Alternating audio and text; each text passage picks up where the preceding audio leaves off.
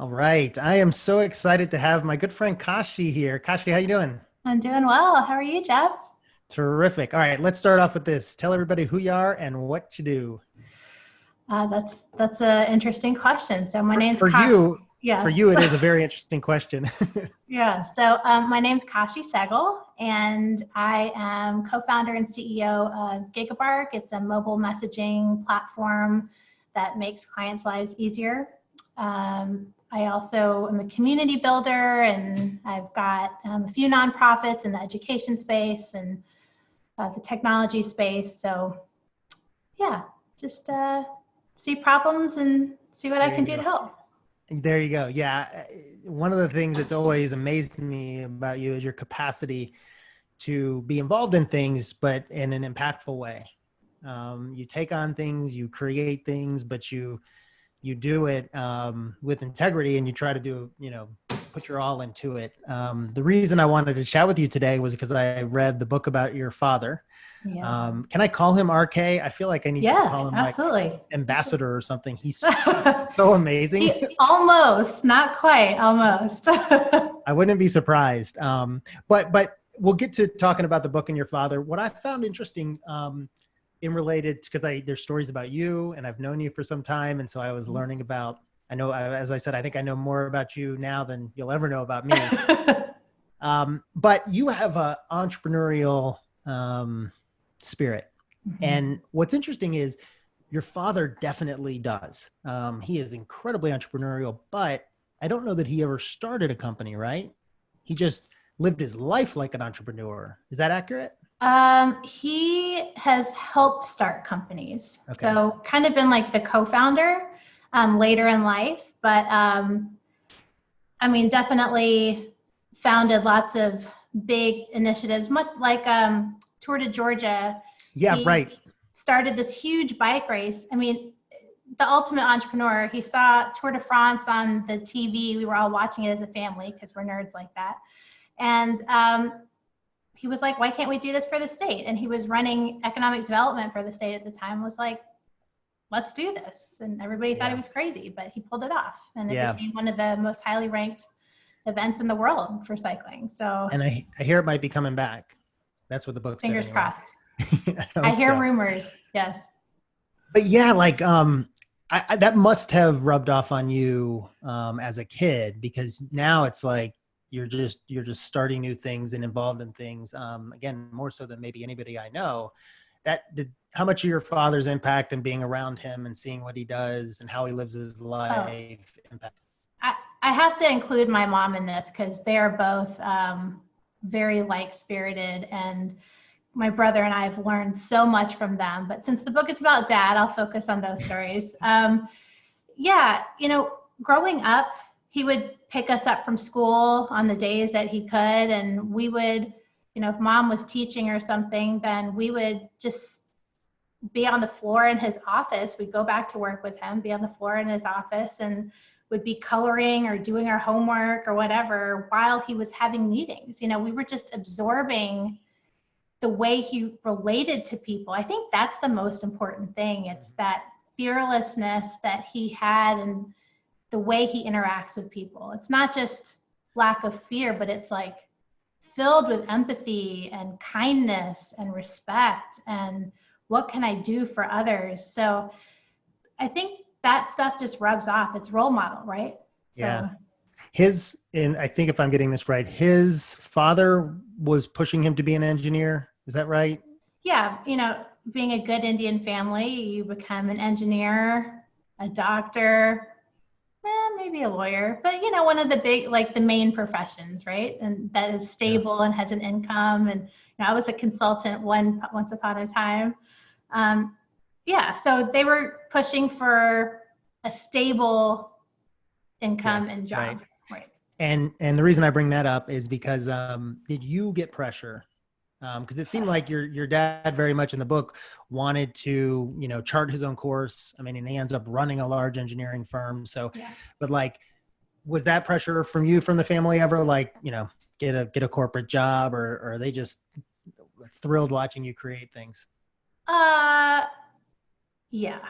I mean, I I'll be honest. Yes. I mean, I definitely had and have that pressure, but I think over time, they have seen what really drives me and what my passions really are. And being the amazing parents that my parents are, tend to focus on what really makes me happy. And if, starting something and being miserable because I'm doing it to myself again, but inspired is what I want to do, then they're okay with it. As long as they know that I'm doing well and can put food on the table and all that. And we're sort of past that point in my life. So that's good. Yeah. Gotcha. Yeah, no, and knowing you, and I know that they're supportive, but also maybe, asking the right questions at the right times. When I left Accenture to start my first company, I had started a nonprofit before that. And it was probably one of the largest decisions I had made up until that point in my life. And I had to tell my parents, I started the company without telling them, even though they're amazing and supportive. I didn't want to be told no. So I just didn't tell them, and I created a business plan for my life and was like, look, here's a business plan for the company. Here's a plan for my life. If financials don't match up, then I'll go back and get a real job. And that was my real first sales experience in terms of the biggest sale I could possibly have made at the time. And they said, okay. So the sale to your parents, that was the sale. Yeah. That's huge. That's huge. What was that first nonprofit? It's called Music for Tomorrow. And actually my brother started it with a friend, and the three of us really were trying to help musicians affected by Katrina. We were all scattered. I was in Atlanta, Kabir was in London, and Brent was in Indianapolis, I think. And so we wanted to figure out what we could do to help. So we could raise money from afar and give it to the people that really needed it on the ground. So that's what we did. That kind of empathy, actually, I'm guessing also a lot came from your parents. Oh, for sure. Yes. Yeah. 100%. We see it modeled every day, even now. So it's always what can you do for somebody else? Yeah. And genuinely do, not just do for your own benefit. Well, and your dad came from the classic story where he came over and had almost nothing and built his life and worked hard. And one of the things that I saw in you in his story was, I think there's a quote that he would treat the CEO of Publix the same way he would treat the person working the cash register. And I've had a chance to meet your father. And I think of you the same way. Like, I don't think you say, oh, well, who's, and I want to talk about your commencement talks. Some incredible people and have this amazing network. But I also know that you would, spend time with anyone and take care of anyone. So I think that's a really, really special thing. The crowd that your father put himself in throughout his career. I mean, it's astounding. I think I don't know if it says it in the book or in one of the write-ups about him being the Indian Forrest Gump, but he's it definitely says that in the book. My brother put that very well. It's very true. It's unbelievable. I mean, he knows so many people, but yet there's stories in the book where he was super kind and generous to just, a normal person, if you want to call it that. So I see that in you. Thank you. That's a huge compliment. Yeah. It's a special thing. So what else are you up to today? Like, you've got multiple businesses and you've always got new ideas. There are like 3 projects going on that are I'm really excited about. You mentioned the Supernova Commencement. So this is a series that I started kind of in a couple months into the pandemic, maybe a couple of weeks into this pandemic that we're going through. It's for students, career advice. We call it Supernova Commencements because they didn't get a commencement speaker this year, the graduates, right? So, just trying to give students an opportunity to ask questions of leaders across industry. I'm really excited that you get to be one of those people that students get to ask questions of. So yeah, it's just an opportunity for students. That's really exposure. I don't belong in that company. I appreciate you for sure having me. I can't wait, but Uncle Andy was one of them. Yeah. Who, you tell everybody who Uncle Andy is? Ambassador Young. Yeah, it was a pretty great, Uh, great interview and discussion. And it happened just as the racial tensions were escalating with the riots, and it was within about a week of the riots really starting. And so it was very timely. yeah, he was fantastic, and you've had others amazing. So one of the things, again, I'll just say that I really respect and admire about you is not just that you have ideas and not just that you start things. There's a decent amount of people who do both of those things, but then do them well and put the time in. And I think that's for entrepreneurs like us, it can be hard sometimes to follow something all the way through. And so seeing things like this that are done really well, watching you grow Gigabark, just even taking Supernova to where now it's, doing different things, including these commencement. I just think that's really, really Thanks. unique. So, Thanks. yeah. Okay. Trying to be more like you, Jeff. We are trying to be like each other. Let's say that. The book, it was just so fun reading it. I'll be sharing it out to everybody that they should check it out. It's for leaders, entrepreneurs, people who want to be better human beings. I think your brother, with your dad, probably with all of you, wrote it, but really well written, moves quickly, great stories. It's called Close the Loop. And let me see if I get this right. That's a philosophy of your father's where if he says he's going to do something, or if he asks somebody to do something, he makes sure to close that loop. If he's asked to do something in every possible way, you can close the loop. Yes. Yeah, and there's like family. Like, give me an example of what that means. A very simple example. He asked me to mail something for him, and leaving their house, passing by the post office would have taken 10 minutes. And I didn't call within 15, and he called me and said, did you mail it? Yes, Dad, I was just about to call you. Wasn't fast enough on the phone. Huh? I said, you didn't close the loop, so he had to. I didn't close the loop fast enough. That's so funny. Yeah, I mean, it's something as simple as that, or something as, the example in the book is helping somebody get a reservation at a restaurant. I mean, my dad loves to help people, right? So if somebody asks him to do something, he will go out of his way, and he'll over communicate at every stage, just so that you're fully aware of where things stand. You never have to question, has he made the call? Has he asked? Do I have the reservation? What do I need to do? You are fully briefed all the time. One of the aspects of that lesson, that sort of life mantra that I really liked, was that when you force yourself to always close the loop, you always have to complete the task. Yes, I'm sure there's a part of him. Accountability. Right, exactly. I have to let so-and-so know I did it, so then I have to do it. It's just like, again, reading through his story and his unbelievable success, a lot of what I saw kept coming back to execution. He would do the thing. He would, sort of put a goal out there and go after it with everything. And, and I think closing the loop helps do that.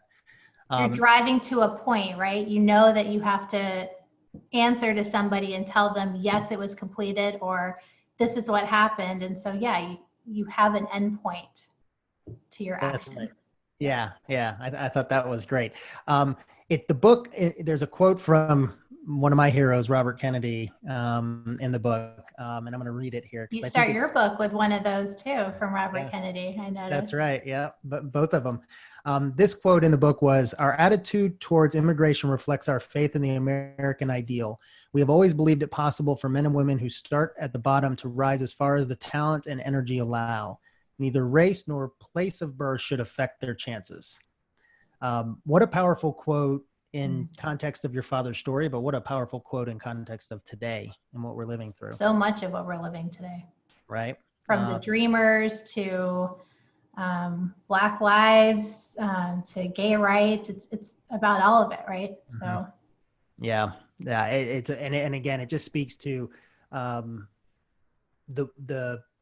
just the way that your father lived his life. So I thought that quote was really, really nailed. By the way, it's funny. I told you this when I was reading the book. I would send you notes over the weekend as I would weekends when I was getting to your father's book. And so I'd be texting you, but, at some I point, shared all those with my dad. Like, look, Jeff shared this comment with me, or he thinks this is interesting. Yeah. oh, funny.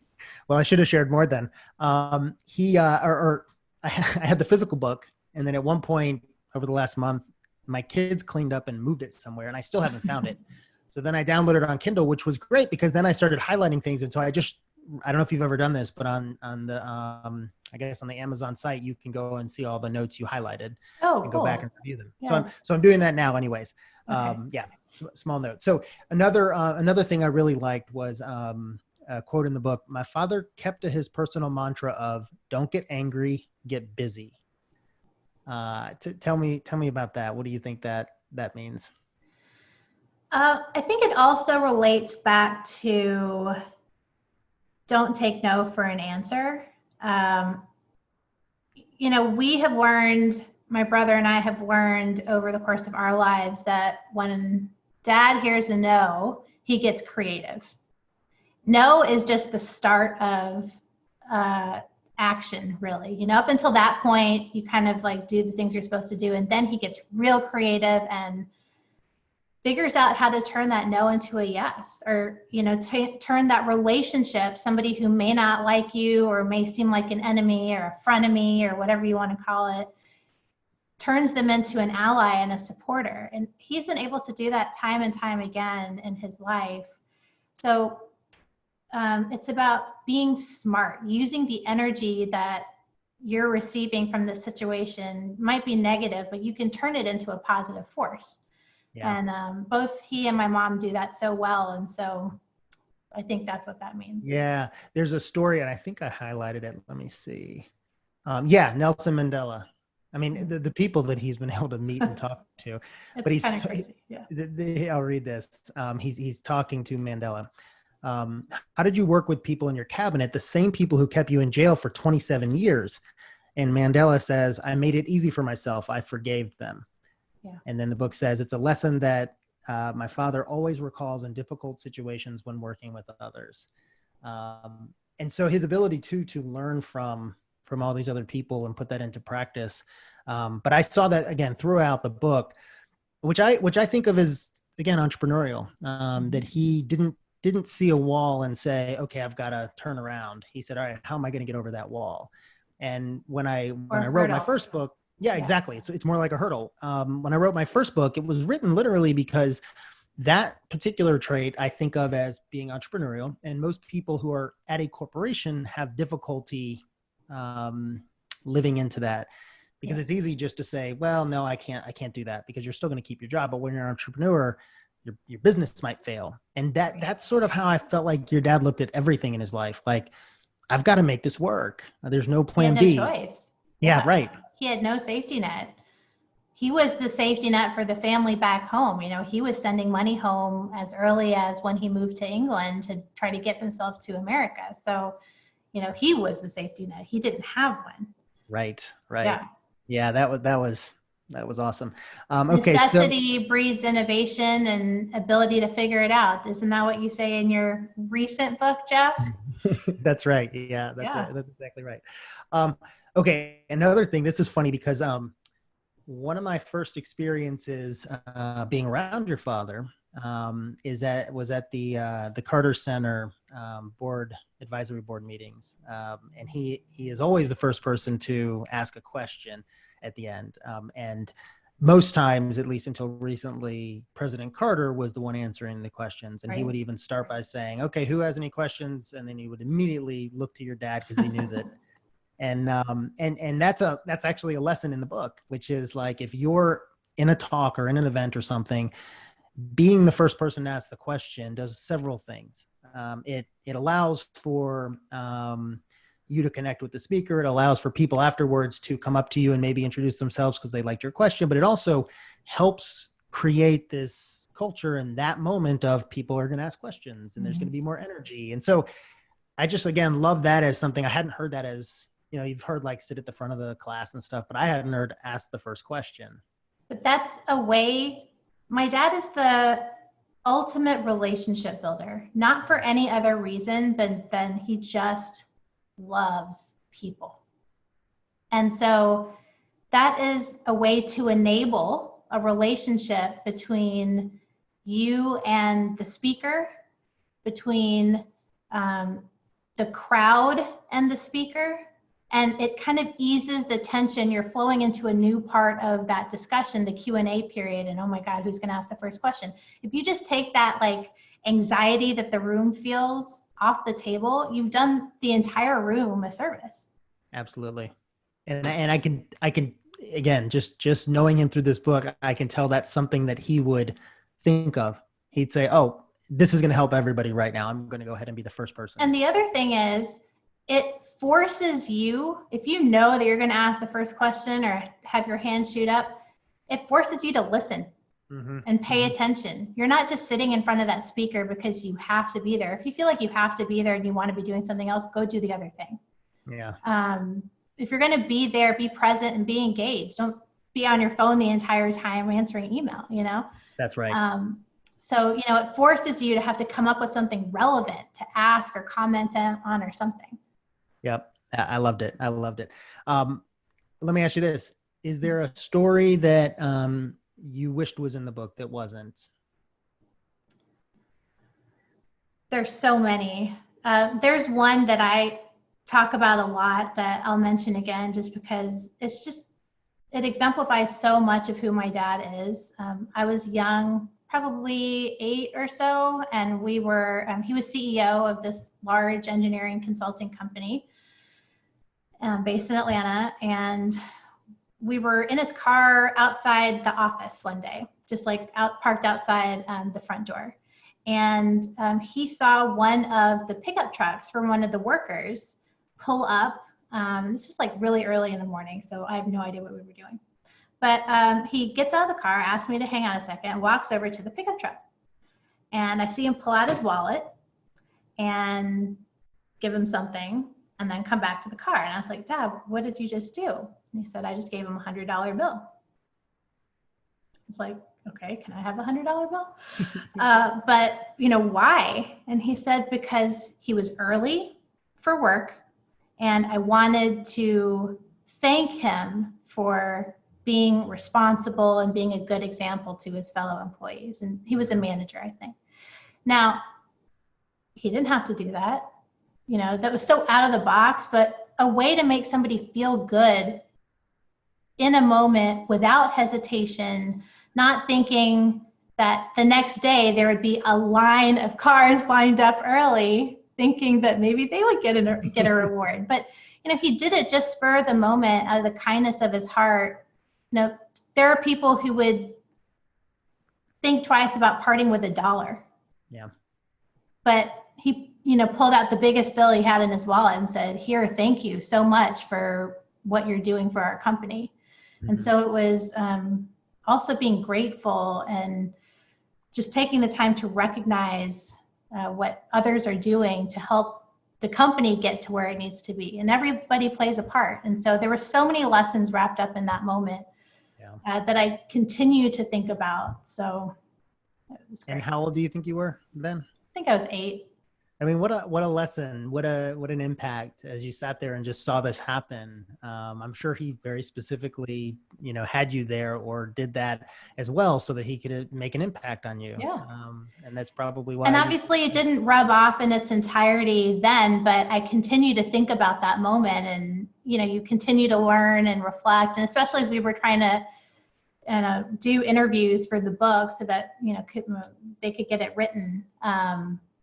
A lot of this has come back in recent months because we've relived it all, you know, so it's been great. How has he liked the book, the reception to the book? How has he done? He's loved it. You know, we have been telling him for a long time that he needs to document some of these stories because you've read the book. He has stories unlike anybody else. One after another. I mean, honestly. And we could have written 3 more books, you know, maybe there'll be a part 2. We've actually joked about that, but you know, he's just, I think My brother did a really amazing job pulling the stories together and making it not only easy to read, but something that you can learn from. It's not just a biography, right? And I think my dad really appreciated it. I think, your son writing something for you, about you in such an amazing way. I mean, that has to feel amazing. In words you can't explain, right? So. Yeah, exactly. I had a little bit of feeling of that reading it, thinking what a special thing that would be for your child to think of you in such a way that they want, or your children to think of you in such a way that they would write a book about you. I think that's pretty special. Yeah. Do you have a personal purpose statement? Do you have have you done that kind of work to identify for yourself?